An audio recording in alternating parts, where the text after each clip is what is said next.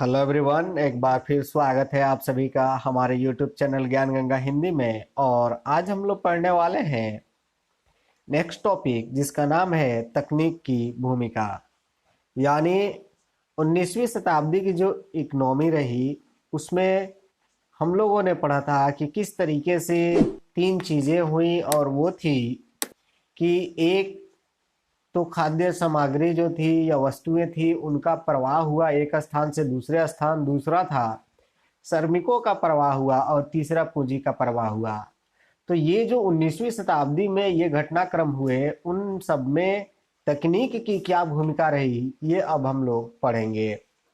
तो जैसा कि हम लोग जानते हैं कि जो कार्य हुए उनमें बहुत से ऐसी चीजें थी जो तकनीक से जुड़ी हुई थी। जैसे सामानों को ले जाने और ले आने के लिए रेलवे लाइनें बैठाई गई। तो ये रेलवे लाइन जो थी वो तकनीक से जुड़ी हुई थी।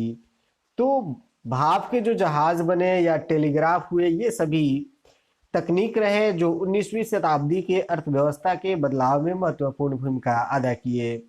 यानी इनके बिना हम 19वीं शताब्दी की कल्पना ही नहीं कर सकते हैं। तकनीक की तरफ से चौतरफा सामाजिक, राजनीतिक, आर्थिक जो कारक था वो हमें देखने को मिला। यानी ये जो चीजें थी, तकनीक की प्रगति की वजह से हमें सामाजिक, राजनीतिक और आर्थिक तौर पर इसके अच्छे परिणाम देखने को मिले। जैसे यहाँ कर है कि उदाहरण के लिए औपनिवेशीकरण के कारण यातायात और परिवहन साधनों में भारी सुधार किए गए।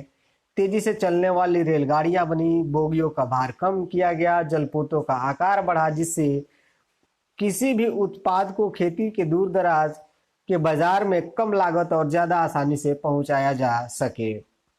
तो देखिए, जैसा कि हम जानते हैं कि जब जब तकनीक बढ़ती है तब तक सुविधाएं ज्यादा मिलती है और उसके लागत कम होते हैं। तो जब तकनीक आई तो रेलगाड़ियों में जो उनकी स्पीड थी वो बढ़ गई, यानी तेज चलने लगी गाड़ियां। जो बोगी थे उसके भार जो थे, यानी उसको बनाने में जो वजन होता था उसको कम किया गया। जो जलपोत थे, जो जहाज थी, उसको आकार को क्या किया गया, बढ़ाया गया और ज्यादा सुरक्षित बनाया गया। इस सब की वजह से जो उत्पादन होते थे उसको एक स्थान से दूसरे स्थान तक ले जाना बहुत ही आसान हो गया। और ये सब चीजें हुई किस वजह से? तकनीक की वजह से। टेक्नोलॉजी अगर नहीं आती तो आज जो हम लोग जो है तरह तरह की सुविधाएं जो है वो घर बैठे प्राप्त कर रहे हैं, वो नहीं हो पाता।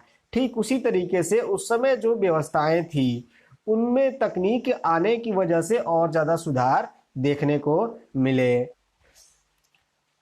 चूंकि उस समय के ज्यादा जो हालात थे वो उत्पादन जो था वो खाद्यान्न और इसके अलावा कपास या कोयले से ही संबंधित था, इसलिए हम लोग उसी के परिप्रेक्ष्य में इस तकनीक को पढ़ेंगे।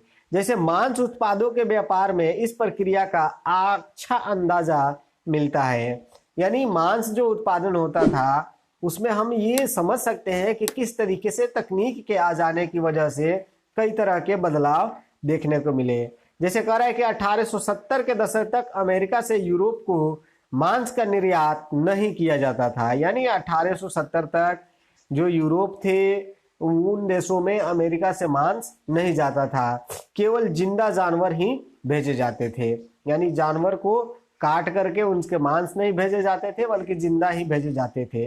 अब इन जिंदा जानवर भेजने की वजह से क्या क्या तकलीफें होती थी? तो इसके लिए तकलीफ ये होती थी कि जिंदा जानवर ज्यादा जगह घेरते थे। यानी जब एक खड़ा रहेगा वो जानवर हो गया और एक उसके काट करके गोश्त जो है या मीट जो है, मांस जो है, उसको हम थैले में भर दें या एक जगह रखें तो वो निश्चित तौर पर कम जगह घेरेगा। इसके अलावा बहुत सारे जानवर जो थे लंबे समय में या तो बीमार पड़ जाते थे या नहीं तो मर जाते थे।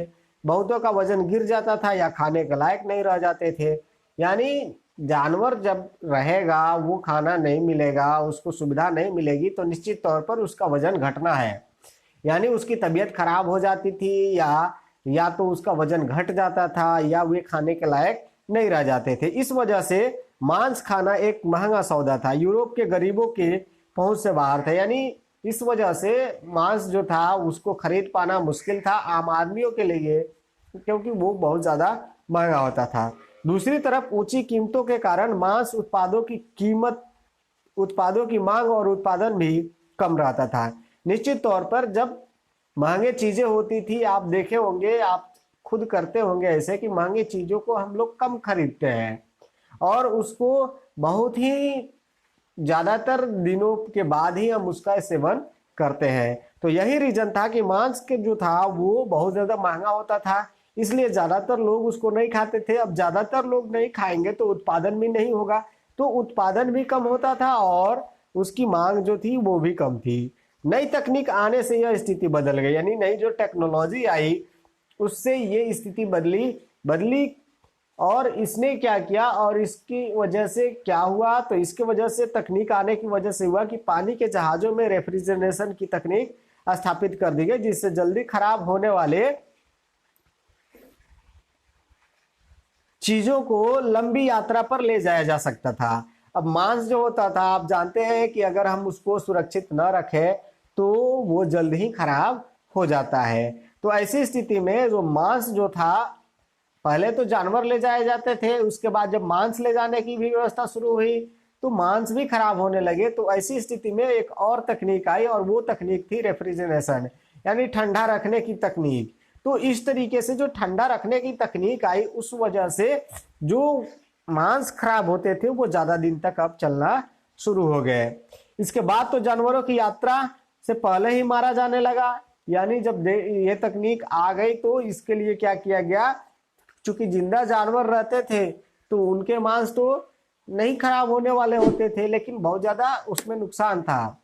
नुकसान क्या था कि वे मर जाते थे या उनकी हालत खराब हो जाती थी या उनके वजन घट जाते थे, तो ये सारे परेशानियां थी। इसके बाद जब मांस ले जाना शुरू किया गया तो उसमें भी बहुत सारी परेशानियां ये थी कि मांस खराब हो जाते थे।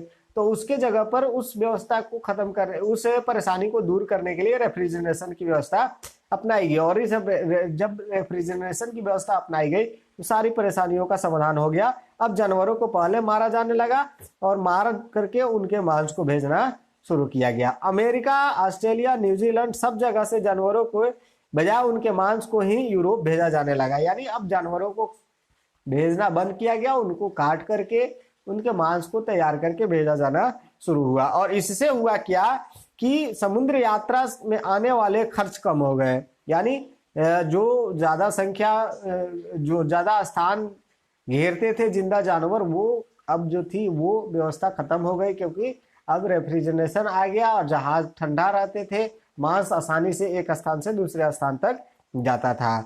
तो इस वजह से मांस के जो दाम थे वो गिर गए और दाम जब गिरा तो गरीब लोग भी इसको ज्यादा से ज्यादा खाने लगे। अब ज्यादा से ज्यादा खाने लगे तो ज्यादा मांग बढ़ी और ज्यादा मांग बढ़ी तो उनको और ज्यादा उत्पादन करना पड़ा। और जो गरीब लोग थे जो यूरोप के, जिनको केवल पहले आलू और ब्रेड मिलता था, अब वे लोग मांस का भी इस्तेमाल करने लगे। और जब मांस का इस्तेमाल करना शुरू किया तो उनकी जीवन स्तर में भी सुधार हुआ और देश में शांति व्यवस्था स्थापित होने लगी, जिसकी वजह से यहाँ के लोगों ने ये अपनी सरकार का समर्थन किया कि वो और ज्यादा से ज्यादा देशों को गुलाम बनाए। तो ये एक बहुत बड़ा इसका असर देखने को मिला तकनीक का 19वीं शताब्दी के समय में। तो आज के लिए बस इतना ही, मिलते हैं फिर अगली वीडियो में अगले टॉपिक के साथ। तब तक आप पढ़ते रहें, सीखते रहें, देखते रहें। धन्यवाद।